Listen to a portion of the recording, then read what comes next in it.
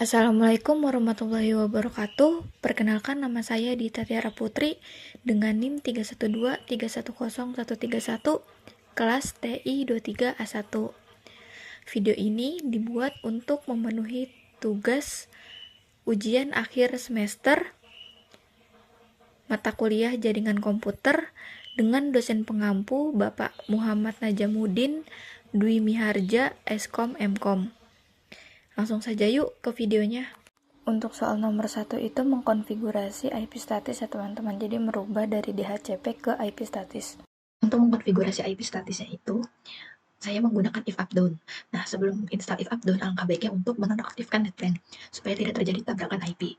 Langkah-langkahnya itu kita lihat dulu isinya dengan perintah ini, lalu nanti tampilannya akan seperti ini. Lalu kita membuat file backup dengan perintah ini. Lanjut, membackup filenya dengan perintah ini. Dan ini tampilannya. Baru kita menonaktifkan netplan. Itu dengan mengetik perintah ini. Jika sudah dinonaktifkan, baru lanjut ke instalasi. Karena sebelumnya saya sudah pernah menginstal if updown, jadi saya hapus, ini saya install ulang lagi. Nah, langkah pertamanya itu update Ubuntu-nya dulu, sudo apt update. Lalu baru install if updown-nya.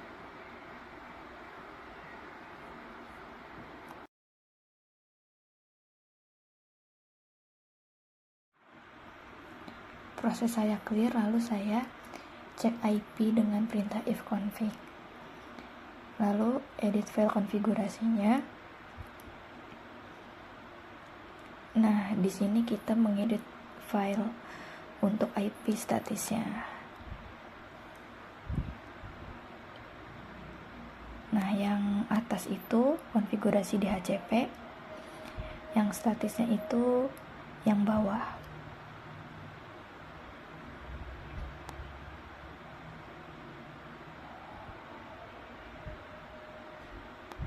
Kita isi saja IP-nya, netmask-nya, gateway, dan DNS.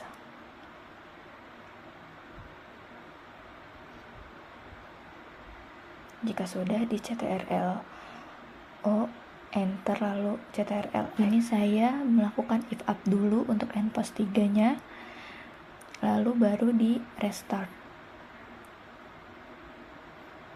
Tetapi di sini IP-nya belum terganti ya teman-teman.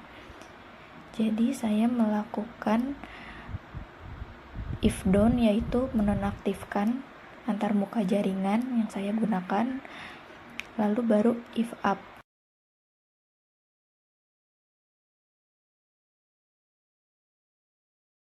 Setelah itu saya melakukan restart, terus saya melakukan cek IP untuk mengetahui apakah berhasil atau tidak. Nah, ini tandanya sudah terganti ya teman-teman. Lalu saya ping IP yang saya statis tadi sudah berjalan, ini tandanya berhasil ya teman-teman. Masuk ke soal nomor 2, menginstal dan mengkonfigurasi VSFTPD. Jadi membuat folder dan konfigurasi server FTP-nya itu user 1 dapat mengunggah dan mengunduh file. Langkah pertama kita melakukan update.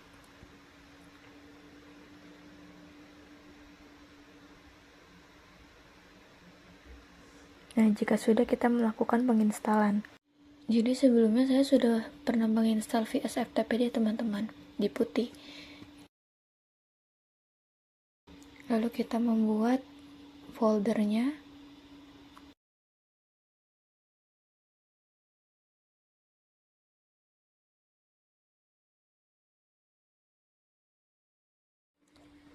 Selanjutnya kita mengatur izin akses folder dengan menggunakan chmod 770. Nah, di sini saya melakukan perubahan ya teman-teman. Jadi gambar yang saya berikan itu yang benarnya. Yang sebelumnya sudo chmod 775 menjadi sudo chmod 770. Nah, setelah itu mengubah kepemilikan folder, ini juga saya melakukan perubahan ya teman-teman. Yang sebelumnya sudo chon nobody no group menjadi sudo chon user 1 no group. Jadi gambar yang saya berikan ini yang contoh yang benarnya ya teman-teman. Saya mengubahnya karena sebelumnya itu saya tidak bisa membuat file txt. Jadi ini saya ubah ke yang benarnya, tetapi saya lupa rekam. Lalu kalau sudah, kita mengedit dan mengkonfigurasi file VSFTPD.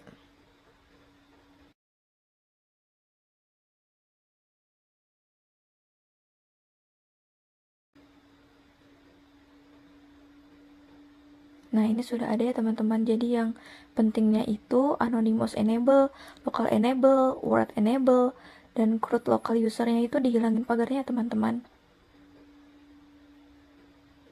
Kalau sudah, disimpan saja. Setelah mengedit file konfigurasi, kita membuat user baru. User 1.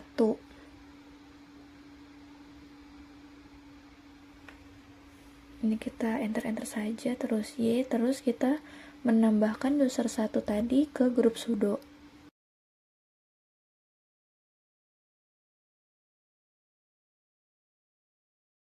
Selanjutnya kita mengubah direktori home user 1 ke folder yang tadi sudah kita buat.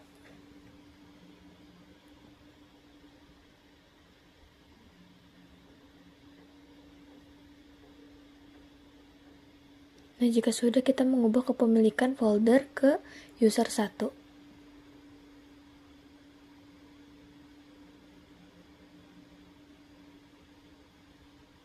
Nah, ini muncul error karena kita tidak menambahkan sudo ya, harusnya ditambahkan. Nah, jika sudah, kita merestart. Lalu kita mengaktifkan VSFTPD. Jika sudah enable, kita masuk ke user 1 ya teman-teman. Nah, perintah di atas itu sebelumnya saya sudah mencoba buat. Ini saya tutorialkan ulang. Jadi kita masuk ke user satunya, terus kita cd, terus pwd. Pwd itu melihat direktori yang bekerja. Lalu kita membuat filenya, file txt-nya.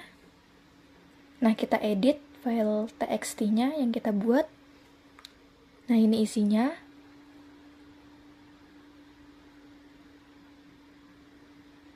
Selanjutnya kita lihat file yang sudah kita buat.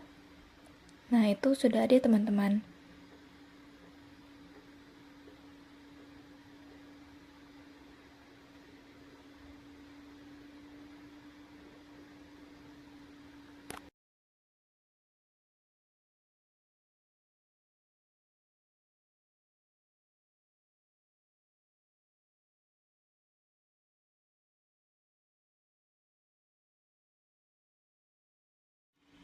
Lalu saya masuk ke user saya, Dita.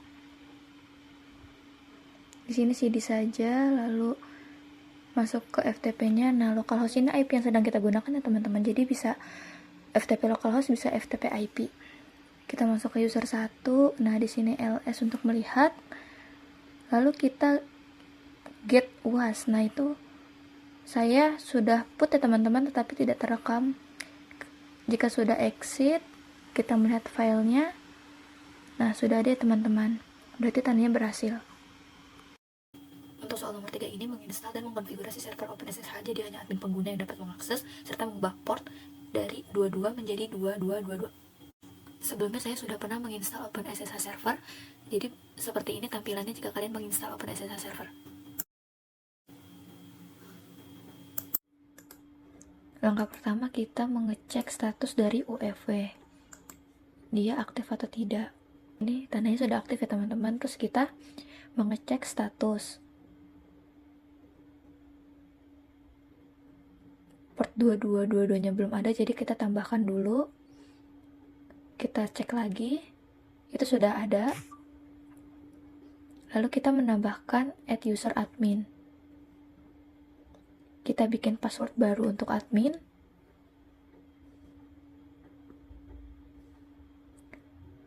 Full name-nya admin. Lalu tinggal enter-enter saja. Lalu ini yes atau y. Udah, kita menambahkan user admin ke grup sudo. Selanjutnya kita mengecek status dari SSH apakah sudah enable dan running atau belum. Ini tandanya sudah, lalu kita mengkonfigurasi. Nah, ini isi file dari konfigurasinya beserta perintahnya. Sedikit penjelasan saja, sebelumnya saya sudah mengkonfigurasi SSH ini tetapi gagal karena sebelumnya itu saya lupa menambahkan user admin. Jadi ini saya ulang. ke penjelasan yang benarnya.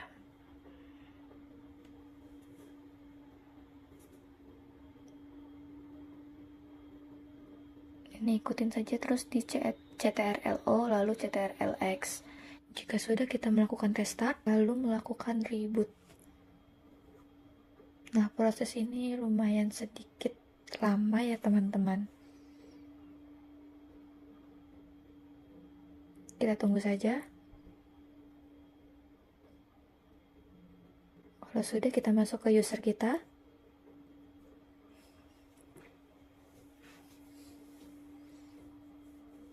Nah, kita buka lagi terminalnya. Kita mengecek status dari SSH-nya apakah berjalan. Ini tandanya berjalan ya teman-teman. Lalu kita if config. Dan kita uji coba ke admin ya. Itu menggunakan IP yang kita gunakan ya teman-teman, atau localhost.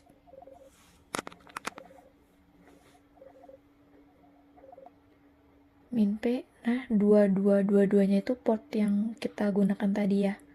Ini tandanya sudah masuk. Lalu kita uji coba ke selain admin.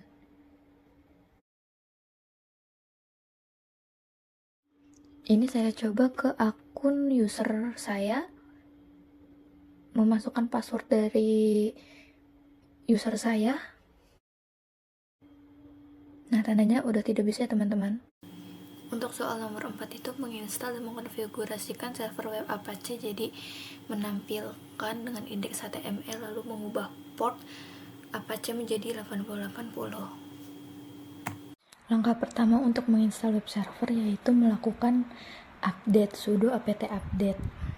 Jika sudah, melakukan penginstalan yaitu sudo apt install apache 2 -y. Lalu ditunggu.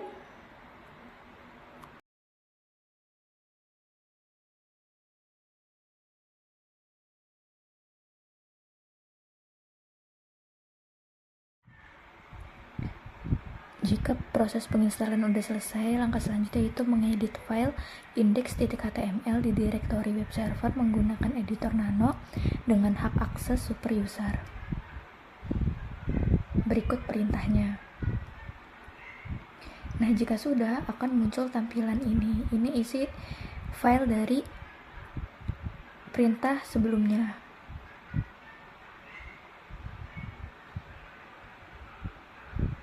Ini akan muncul isinya seperti ini.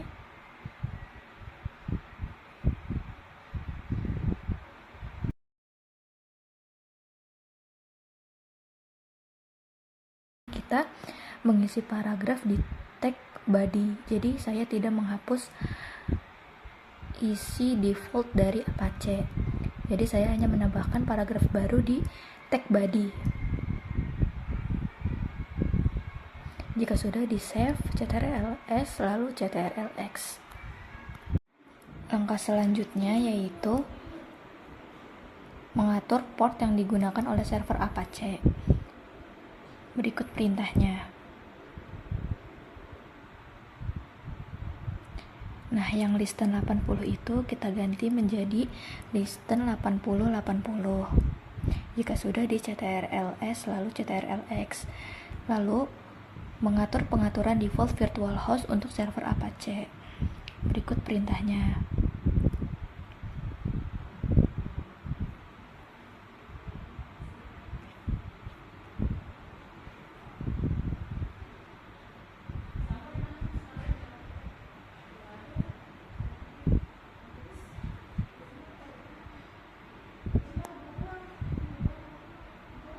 Nah, ini isi filenya, lalu kita ganti yang virtual hostnya menjadi 8080. Jika sudah, di save lalu keluar. Nah, lalu merestart Apache. Berikut perintahnya.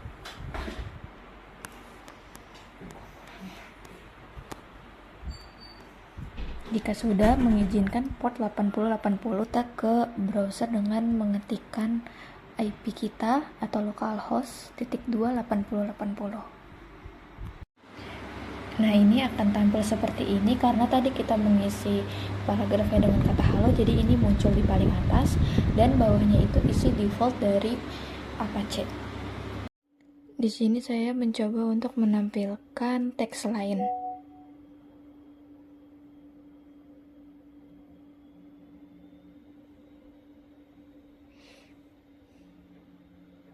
Nah, ini saya ganti yang kemarin.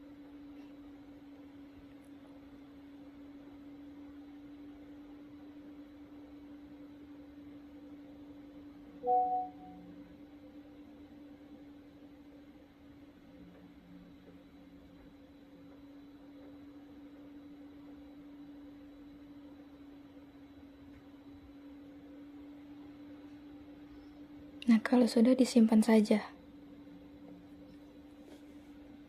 Kita if config,